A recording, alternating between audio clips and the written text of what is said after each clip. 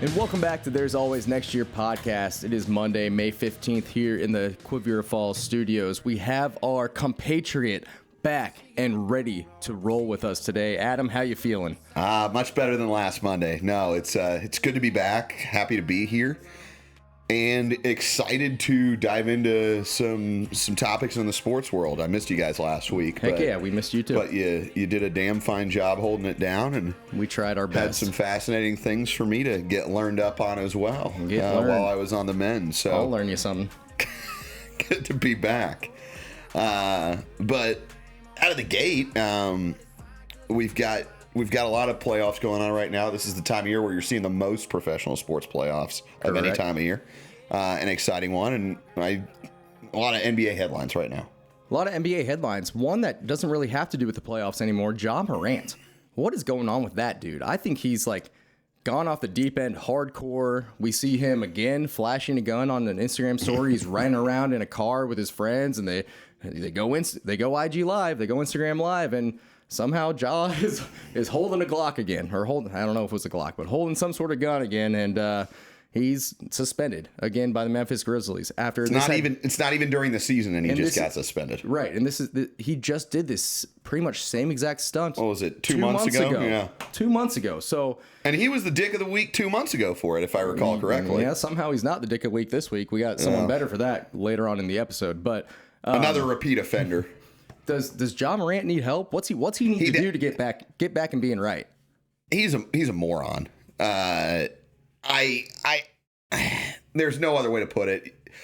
Obviously, all that apology shit he did after the initial issue and claiming, I want to be a role model and I'm going to go through some self-evaluation and look inward and all that shit. It was a load of crap. This is not something like there's no purpose to this. You're a grown adult. Figure it out. I know that he had to grow up faster than most people do when you're in the public spotlight. I fully acknowledge that. But figure it out, man. Figure it out. It sounds like he can talk the talk. He can say all these things about I'm sorry. He can say whatever his agent and his publicist sent him out to say and give him the script for. But he can't walk the walk. You got to be able to talk the talk and then walk the walk after that. Henceforth, he's suspended from the Memphis Grizzlies. I don't think we have a timetable on that, on when he It was the NBA that suspended him, correct? Or was it the Memphis Grizzlies that suspended him? Oh, yeah, it might have been both. I don't know. Okay. Probably the Grizzlies, because I think they stepped up first the last incident. They definitely stepped up first last time to try to get ahead of it and handle it more internally. But beyond that, I mean, we do have some positive notes to go off with the NBA. We got the conference finals coming up. We got the Eastern Conference Finals and the Western Conference Finals. You got the Heat versus the Celtics, the number 8 team Miami Heat going against the number 2 team Celtics, who a lot of people are not giving the Heat any time of day that they're going to win this. I saw it was like 97% chance that the Celtics were going to win. Yeah. I'm putting money on the Heat just based on that because you're going to get good odds. Well, I'm looking at this and I'm looking at Jimmy Butler. He's averaging like 25 points a game in his last series. Dude's an animal in the playoffs. He's Jimmy Buckets, man. Jimmy Buckets in the playoffs is a different type of animal. Like you said, he reminds me a lot of playoff LeBron. Playoff LeBron knows how to turn it on. And so does Jimmy Buckets. So we'll see how that plays out. I'm putting my money on the Heat as well. I think the Heat can come out and win it in game 5 or 6. So we'll see if that plays out. Yeah, I agree with you guys. And it sounds like we know what to do with our seed money we've earned from some advertisements, huh? We put it all down on the Heat, huh? Hey-o. Maybe double that money up. Put it on red. But you referenced LeBron and playoff LeBron, and as you look over the West, we see the Nuggets and the Lakers facing off. I think I'm having a stroke here. I don't think that last one was an accident. It kind of was. I don't think the Lakers are fakers at all. Well, they're less fakers than they have been in recent years. They're in the conference finals, which is not familiar territory for them over the last few years. The Nuggets, a little bit of a different tale. They've been contenders. Jokic has been leading that team for several years now and has been playing MVP caliber basketball for several years now. Many people, after seeing Embiid and the Sixers get knocked out, are saying, I don't understand why Embiid got the MVP over Jokic this year. A lot of people are making that argument, but I think it's going to be an exciting series. Color me shocked that we don't see Kevin Durant or Kyrie Irving or Russell Westbrook in the Western Conference Finals. Yeah, and if you remember right, when... Or, this one is actually shocking. The other three were sarcastic. But I am actually shocked that we're not seeing Steph Curry in it. Oh, yeah, 100%. I can't believe the Lakers were able to pull that one out and beat Steph and Clay and Steve Kerr and all of them over there in Golden State. But LeBron, 24.6 points per game against the Warriors. Anthony Davis, 21.5 points per game against the Warriors, going up against Jokic, who's averaging 35 points a game. It's going to be a great matchup. It's going to be great to see. Do they put LeBron on Jokic? Do they put Anthony Davis on Jokic? What happens to Anthony Davis? Does he stay healthy or does he come off on a wheelchair again? I don't know what's going to happen. I'm going to keep my eye on that playoff series because I think it's going to be really interesting. I personally don't want to bet against LeBron. I think LeBron and Anthony Davis and the Lakers are going to be able to pull that one out. I think they pull it out in Game 7, though. I think it goes the distance. I think the unsung hero is Austin Reeves. Old AR-15. Okay. But no, I'm also taking the Lakers, so it sounds like we're taking Heat Lakers. Heat Lakers. Let's make it a rematch of the COVID year, the year they were in the bubble. Come on, underdogs. Come on, underdogs, baby. Let's go. Have we ever seen a 8 seed versus 7 seed in the Probably finals? not. I would guess probably not. Yeah, I have no idea. I think that'd be great to see. So let's hold out for it. We'll hope that happens. But in the meantime, we got some NFL news coming up here too. The schedules just came out this past week, and there are some interesting storylines with that. The first game of the season, you always have the Super Bowl champions. So this time of year, it's the Kansas City Chiefs that are coming out, and they're playing the Detroit Lions in the first game of the year. I was looking at it initially, and we put a TikTok out about it, and I was like a little upset because like they could have chosen a lot of different options. They could have played the Philadelphia Eagles at home. They could have played, which they typically wouldn't do because that was a Super Bowl rematch. You don't have it. They wouldn't do that, but I think that would have been a very interesting game as the first game of the year. They could have played the Cincinnati Bengals at home. I really like that matchup. Joe Burrow, Patrick Mahomes. That's always an electric, fun game to watch. It comes down to a field goal typically. But follow up on that. How many times have we seen that matchup over the last year and a half? I think this coming up this year is going to be like the 5th time. That's a ton.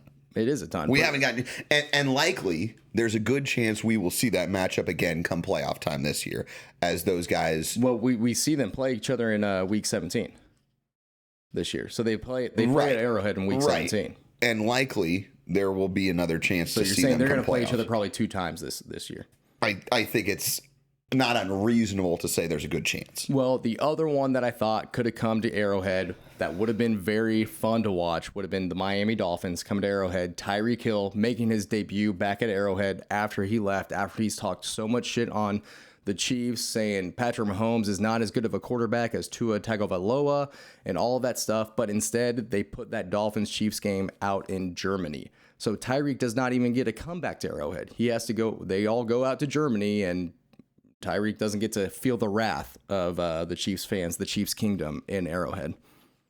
You know, I'm going to beg to differ with you on your take with this because, one, and I am going to say, I think you're looking past Detroit a little bit. I'm not looking past Detroit. I think it's going to be a fine game. It's just not a rivalry type game that you could build storylines on. And so I think that's where the NFL messed up. To me, I think there's a good storyline here. I think for me over the last 2 years, the Lions storyline has been a team that's developing into a contender and has proven the ability. Most games the Lions play are close games. I think they maybe got blown out once last year, but most of the games they play are close. They're a team that I think a lot of underdog type fans find a way to associate with Dan Campbell. I know me as a Browns fan since day one, I've been like, dude, this guy's just different. Like his passion, what he brings to press conferences and all that. I actually think not only since it's different, you know, the Lions, it's a matchup that also, if you're a Detroit Lions fan, I don't know when the last time they came to Kansas City was, but it probably hasn't been at least 5 or 6 years. I think it was like 20 years ago. Oh, that's right. We talked about that. You said the text saying it. I didn't realize that's right. We talked about that. Years. It's been like 20 years. That's right. I'd completely forgotten I'd sent you guys that text. So it's been like 20 years since they were last in Kansas City. Those Detroit fans here in Kansas City are going to be itching for that rivalry. There are a lot of Detroit fans that are probably scattered across the northern Midwest that'll make the trip over for it. I think it's an exciting matchup because the Lions have done a lot of good things to build up talent. And they're a young team. I think they're a compelling storyline. And I'm excited for that. To me, a couple of years ago, the Browns came into Kansas City for the home opener. Right. It was a great game. Honestly, the Browns gave it away in the fourth quarter, but it was a great game.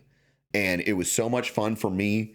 I got a bunch of my dad's side of the family together because the Browns don't come to town very often. We were able to make it work. The weather was great because it was the home opener. It was in September. I think it's exciting for fans of a fan base that don't get the chance to see this game very often, which I think is often lost if you're a hometown fan. And that's not a shot at being a hometown fan at all. It's just something that from a different perspective, I think it's exciting for those people, the fan base that don't get the chance to. But from the standpoint of, your traditional matchups of your heavy hitters or your rivalry fueled ones, I completely get what you're saying from that standpoint. That's more so where I was going with that. I'm not dissing on the Detroit Lions at all. I think they're a great team, and I think it's going to be a great game. I was just kind of hoping for a different matchup in that first game of the season. And a couple of things that I saw, it seems like a number of teams are starting off, like a number of teams are playing their first and last game of the season against the same team. Okay. I noticed that for at least 2 or 3 teams that I randomly scrolled their schedules for, one of which being the Browns. But that's kind of interesting to me as well. I don't recall that ever happening. Yeah.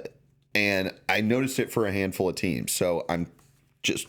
I'll say the Chiefs a lot of times will start off one of their first 2 games against the Chargers and then end one of their last 2 games against the Chargers. I feel like that happens very often for the Chiefs. And so maybe that's just a divisional thing where you start off the season and see how those teams play each other at the beginning of the season, and then at the end of the season, see how they've kind of come together, or if injuries have hindered them, or how that's all played out throughout that 18-week season. But there's like 4 games that I wanted to highlight here real quick that I just went through the whole schedule and found. And the first one is the week 1, Bills versus the Jets. You got Josh Allen going against Aaron Rodgers. And Aaron Rodgers coming into that AFC East, and he's going to try and build something with this Jets team who has been so long down, but they started to make some moves up this past year, and those Jets fans, man, they think they're for sure Super Bowl contenders. They think adding Aaron Rodgers is going to make them a Super Bowl contender. So how do you feel about that matchup? I think it's interesting. The 2 storylines, as the way I see it, are I think the Bills are on their way down. I think certainly last year, at least for me, and the expectations I had for them, I don't think they were met. I think they underachieved, and I just don't know. I'm interested to see this year what team they are. I don't know what team they are. The Jets improved considerably last year, even with the fact that they had Zach Wilson and the debacle he was as their QB1 for technically most of the season. And their top running back, Breece Hall, went down with an injury pretty early in the season, too. So if he's coming back and he's healthy... the point where he was starting to get the majority of the carries, they'd transitioned from Carter. I think Michael Carter was the one that he was sharing the carries with. They had just started transition to Breece Hall, and he wound up, he tear his ACL? Yes. So he'll be back this year, though. He'll be back. I expect big things from him. They've reloaded that wide receiving core. They have, and their defense is strong too. They've done a great job drafting. They had overloaded on draft picks these last couple of years, and had seemed to have done a really effective job drafting. You think of guys like Sauce Gardner on the defensive side. He's good. There are studs over there. So I think this is a very interesting matchup. I'm almost ready to lean towards the Jets. I hate to say that I think Aaron Rodgers hasn't been playing to his full potential, maybe intentionally, over the last year or two, especially the last year. But I'm interested to see if this new life shows the MVP quarterback of a year and a half ago. I'm interested to see that as well. I'm also interested to see how the Jets do in that division. Because like you said, the Bills may be on a little downhill spiral, but they're still really pretty good. And then you also got the Dolphins, who we don't know kind of what they're going to be like. That's a big question. Is Tua going to be healthy enough to lead them to an AFC East championship? Supposedly he's been cleared. I don't know. I find it hard to believe that Tua comes back the same quarterback. Yeah. Ever again. I find it hard to believe. And if he does, it'll be miraculous, and I'll be cheering for him because I like Tua. I really do. He seems like a decent guy. Yeah, he's a humble, decent quarterback. I have no reason to hate on him. But I just find it hard to believe that he's going to come back looking like the same quarterback that he looked like for the first 8, 9, 10 weeks of the season. And you know what's a problem when just now in this offseason he's been doing a lot of jiu-jitsu and everything to try and learn how to fall so he doesn't hit his head on the ground. Really? I feel like he should have been doing that, and maybe not doing that, but learning how to fall so you don't hurt yourself back in high school. Or somebody in the film or somebody in the trainer identifying that he doesn't always protect himself to the best of his ability. Right. Yeah, somewhere along the way, something went wrong because I agree with you.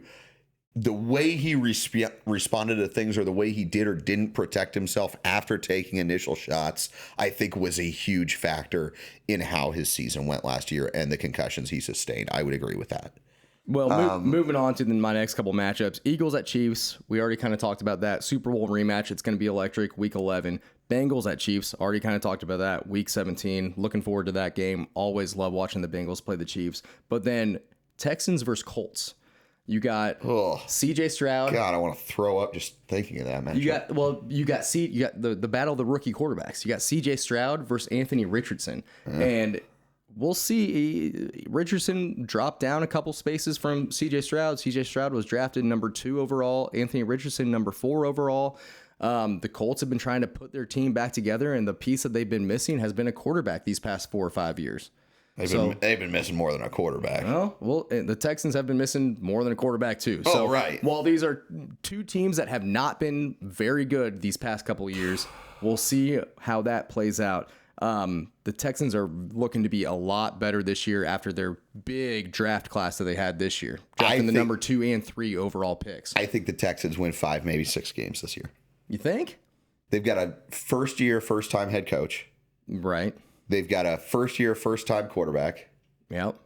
There's like you just got to give it time to fall into place. I'm not going to say all this team is going to fail going forward. I'm saying year one, knowing what this franchise has done over the last decade, you've really got to moderate expectations and know that it is a year for growth and learning just how to do their jobs in the new jobs that they're in. I mean, you just got to give it a little bit of time. Right. I think hopefully by week 10, 11, they're starting to click. They're starting to find their rhythm.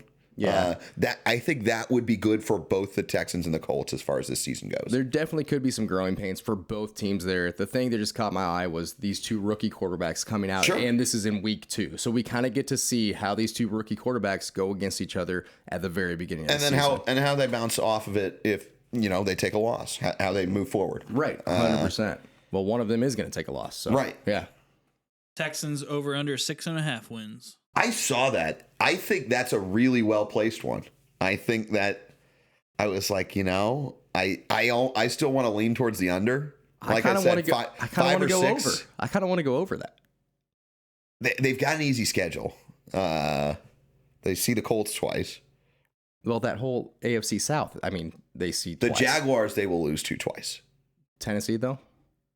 Tennessee, they might lose to once. Well, then you're all already counting maybe 3 wins right there if they beat the Colts twice. Yeah. Just saying. That's the worst team they're going to play this year, though, most likely. Yeah.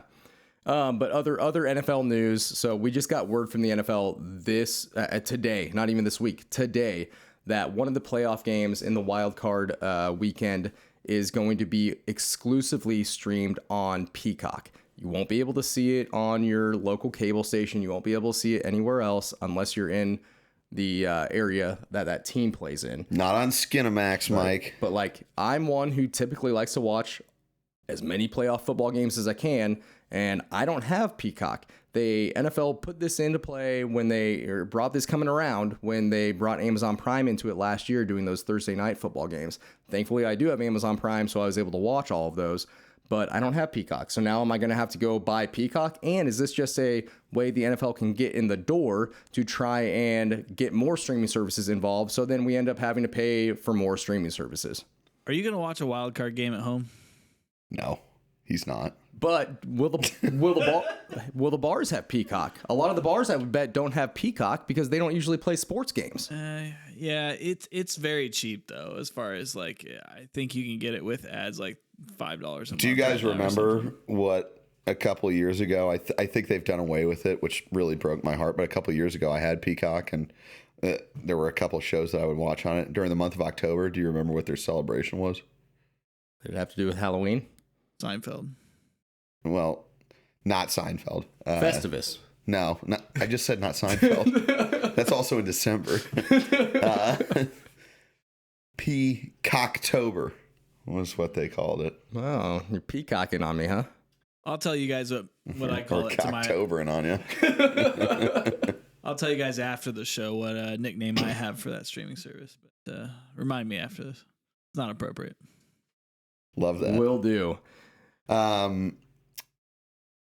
So we were talking a minute ago about Tua Tagovailoa head injuries. We got talking about somebody now who you've got to have concerns about it. But old Antonio Brown, AB 84. Here we go. We've seen him in the news a fair amount over the past couple weeks with regard towards a semi-pro football franchise called the Albany Empire.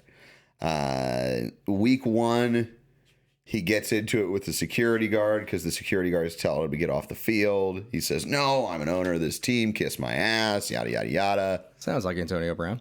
And so stuff starts rumbling through the media about that. Things continue to happen. Then players get locked out of their hotel rooms and don't get access to their rooms, don't get room keys. And according to the hotel managers, the team instructed hotel staff to do so. Then you have the head coach and the MVP quarterback saying, "We're done, we quit," after week 2 of the season.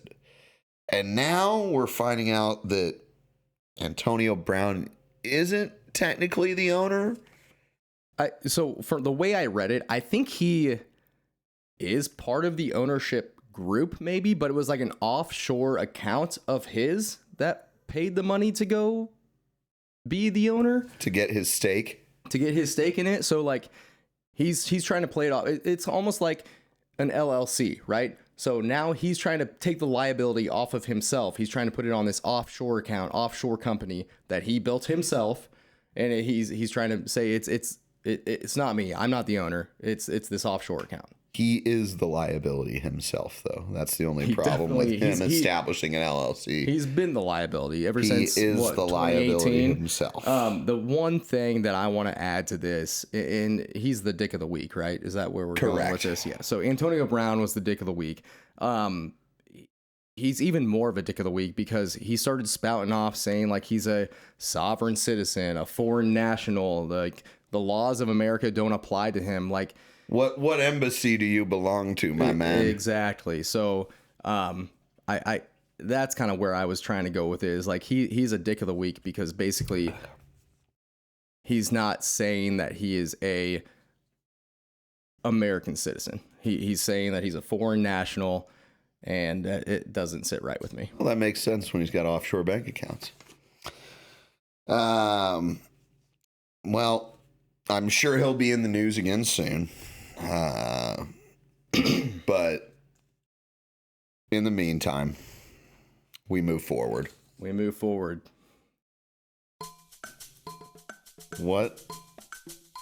in the fuck? You know what this means, right?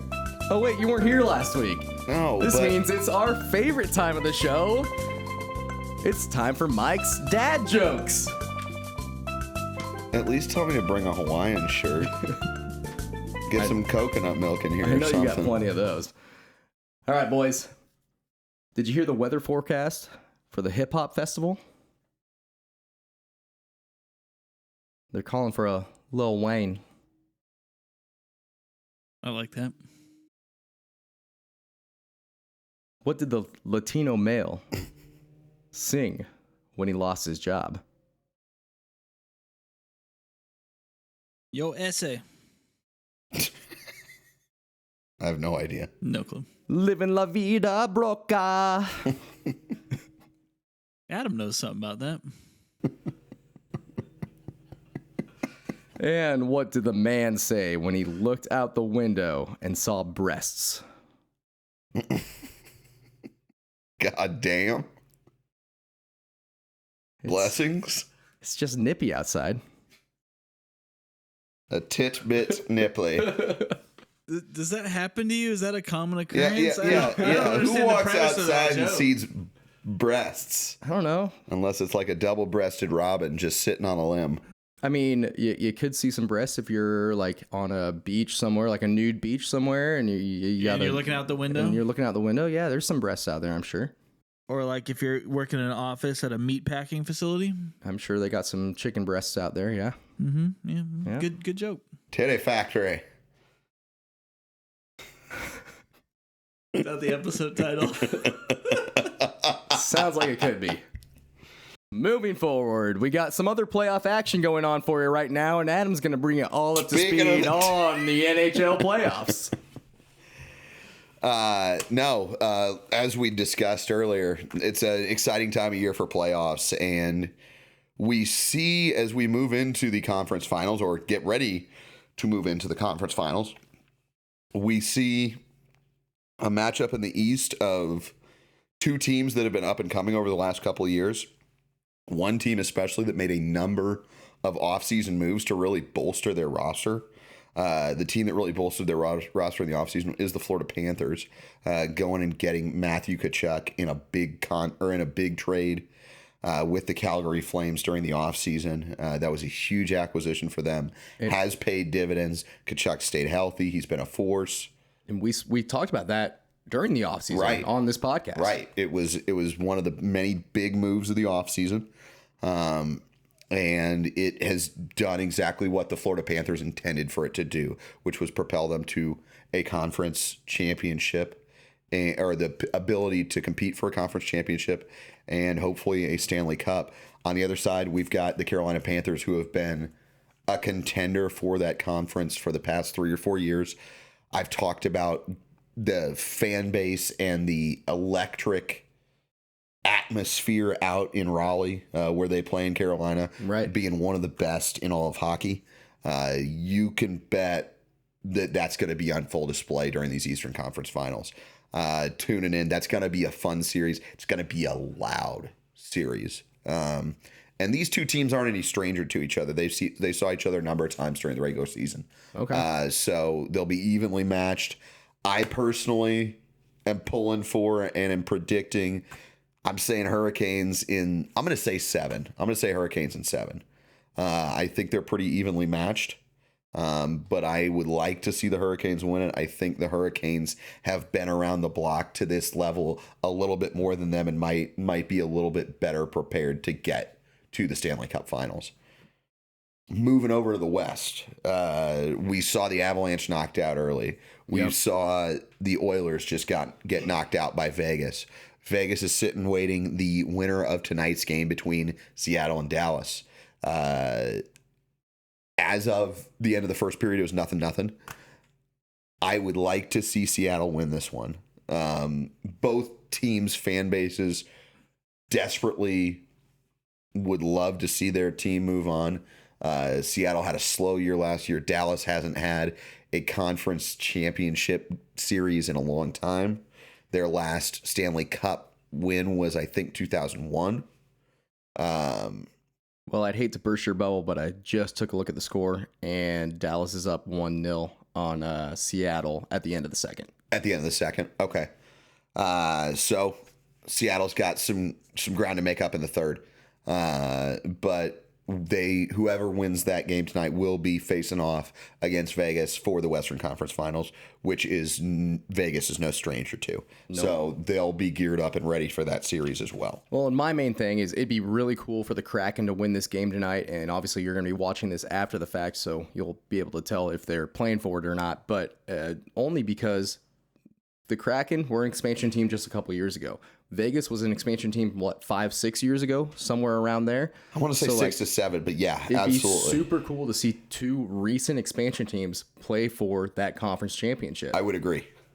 If the Blues can't be there in the West, this matchup isn't the worst. Right. This isn't the worst. And then I'm hoping for the Florida Panthers to come through and beat the Carolina Hurricanes, because Florida's just not one you see out there very often. There's no ice down in Florida, so I don't know how they can practice very well, So hopefully Florida Panthers can come through and maybe play the Seattle Kraken in the Stanley Cup finals. Only 1 or 2 players a year typically drown during practice. Oh, that's okay. That sounds disturbing, but yikes.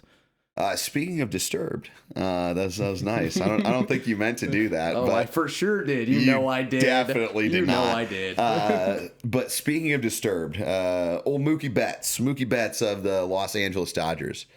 Mookie, recently, the Dodgers were making a trip to Milwaukee to play a weekend series, and Mookie was made aware that the Dodgers team would be staying at the Pfister Hotel. Pfister.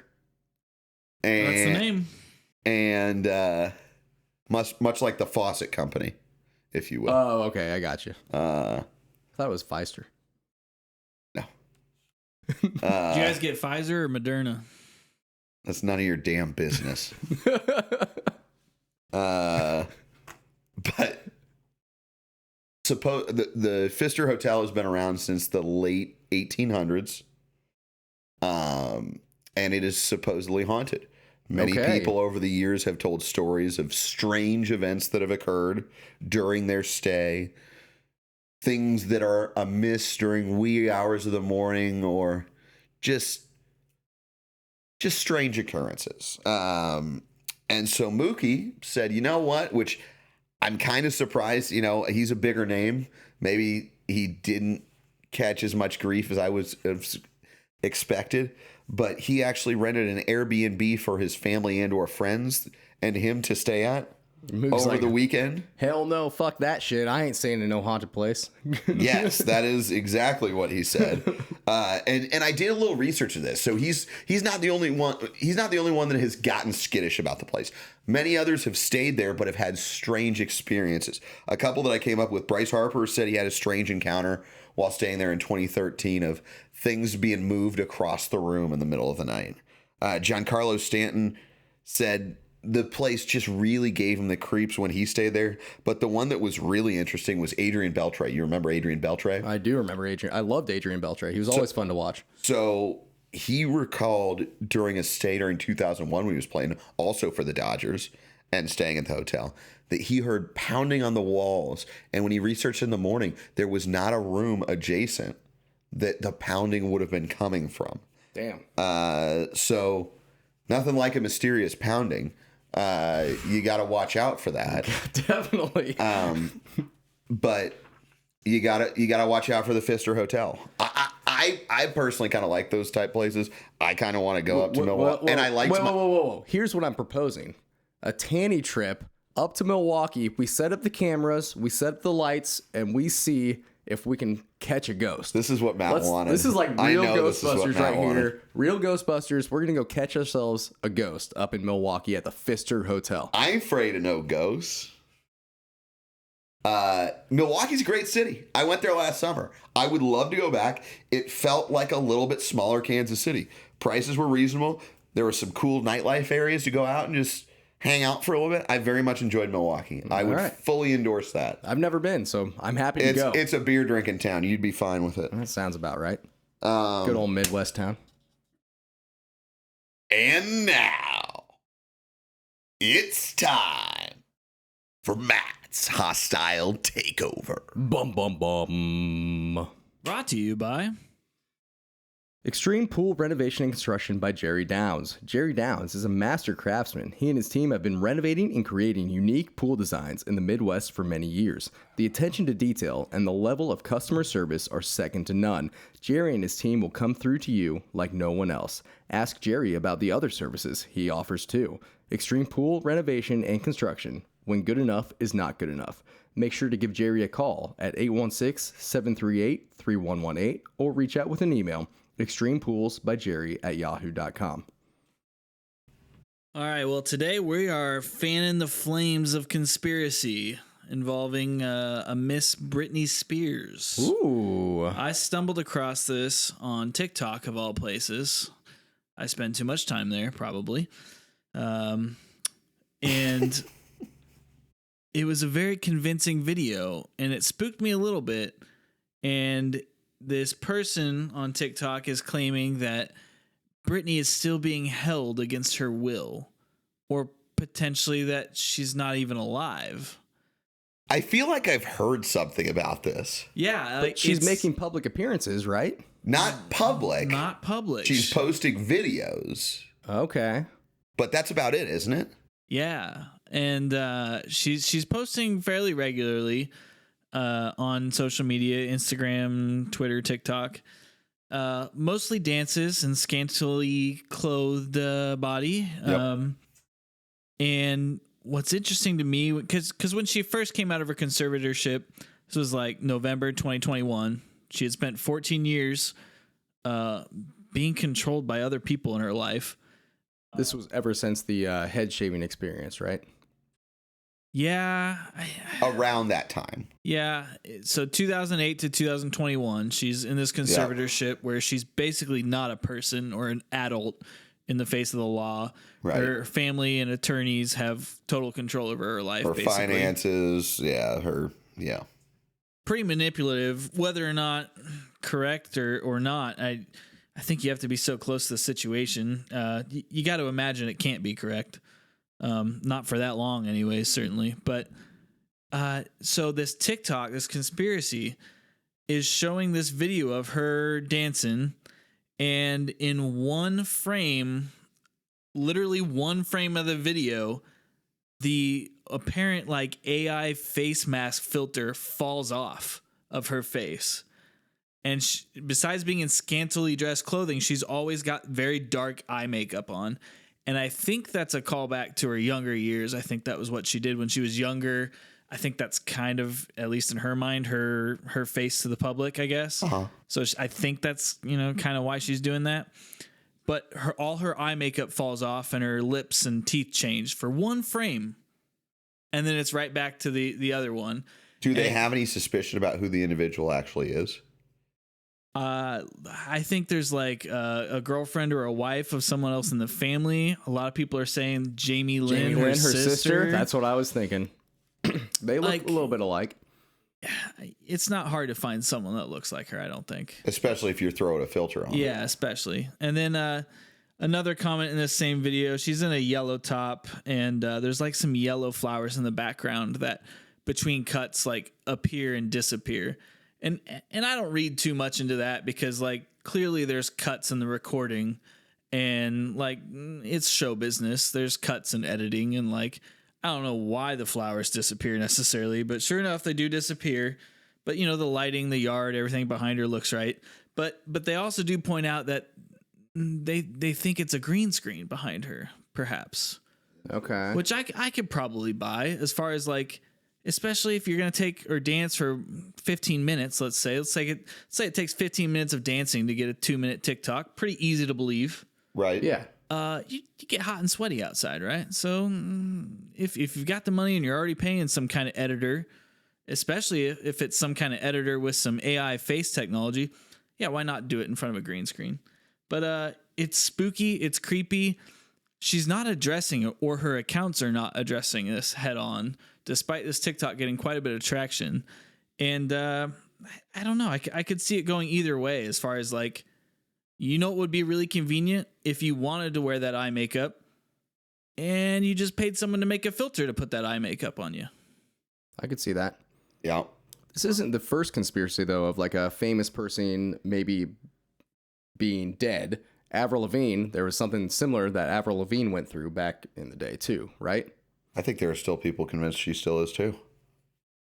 Yeah, maybe we'll have to revisit this with the whole string of celebrities that could be gone already, or celebrities that are coming back. I mean, also Tupac is really not dead. He's down in like Puerto Rico or something like that. That's what they say. Yep. Elvis as well. But yeah, with all the amount of phones and everything everywhere, like you'd think it would be hard for anyone to hide. You've got to stay under lock and key. Yeah. Yeah. Yeah. You've got to truly be a prisoner of somewhere that is secluded, inaccessible, and most likely at least well guarded. Yeah. And either on your own doing or someone else's, you know? Right. Right. Hard to keep a secret these days. Anyway, maybe we'll do some more research into this and really get down into it. Maybe a TANY boys investigation, so to say. Yeah, so I think we're moving towards some shorter form podcasts in the coming weeks, and I was kind of thinking I could maybe try and turn like Hostile Takeover into some more technical, like look at what you can do with these videos and really examine and maybe kind of segue this Britney Spears topic into like, how can you tell when a video's been faked, filtered, AI, like what tools are available, what, you know. So when we're like dead, that. you won't even know we're gone. Yep. Matt will just keep it going. Keep it running. We've just got to figure out how to replicate Matt's technical abilities. So in case he were gone. Well, let's hope that doesn't happen anytime soon. Yeah, things will go downhill very quickly. Very, very quickly. And with that, we bid you adieu, friends. Another week, another great podcast, episode. another Monday. And just don't forget, boys and girls, there's always next year.